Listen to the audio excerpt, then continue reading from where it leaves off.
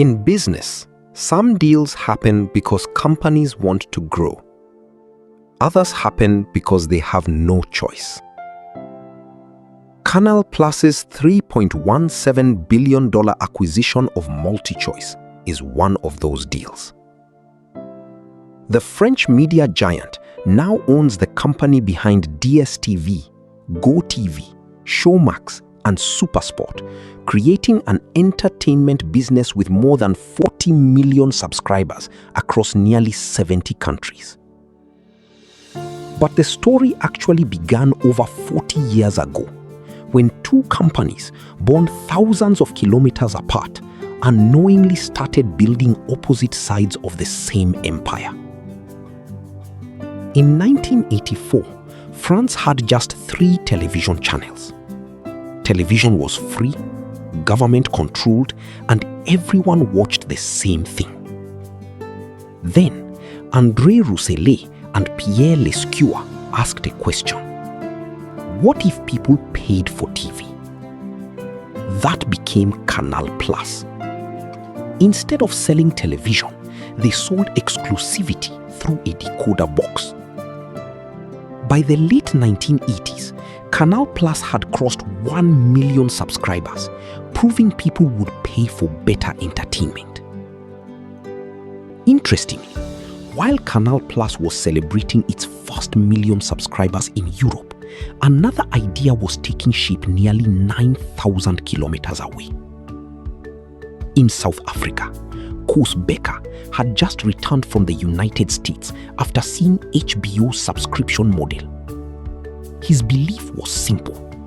If Americans would pay for television, one day Africans would too. That vision became Mnet in 1986. It started with just 12 hours of programming a day, opening with a Currie Cup rugby match. Less than a decade later, the business split. Mnet focused on content. A new company called MultiChoice focused on subscribers, satellite technology, and distribution. Then came DSTV. DSTV connected a continent. Whether you lived in Nairobi, Lagos, Lusaka, or Johannesburg, chances are there was the same decoder sitting under the TV. Premier League football, SuperSport, Cartoon Network, CNN, local channels like Africa Magic and Mzansi Magic. For millions of African families, DSTV became the default entertainment platform.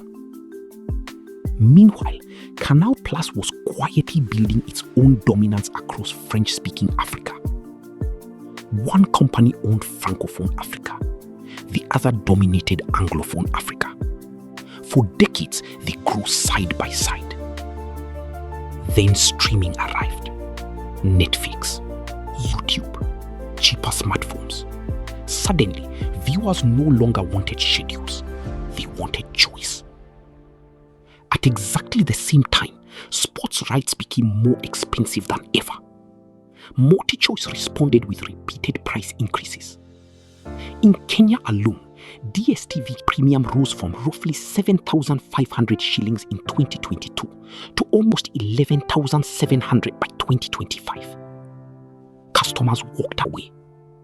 Across Africa, the company lost more than 2.8 million subscribers.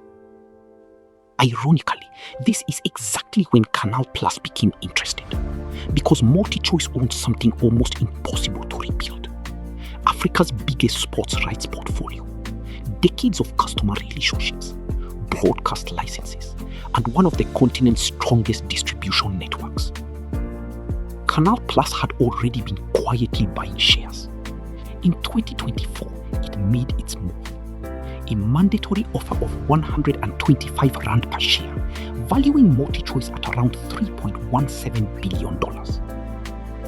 The biggest hurdle was South African law, which limits foreign ownership of broadcasting licenses. So instead of changing the law, they changed the structure.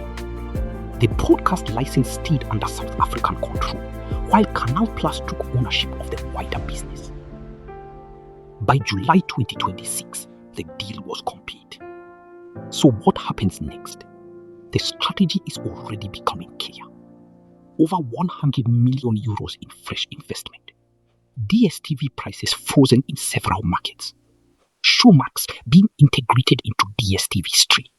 Samsung TVs shipping with the app pre-installed. And more premium sports reaching lower priced packages. Because this acquisition is about owning Africa's entertainment ecosystem before someone else does. 40 years ago, Canal Plus proved people would pay for television. MultiChoice proved Africa would too. Now, together, they face an entirely different challenge. Not convincing people to pay for TV, but convincing them not to leave it.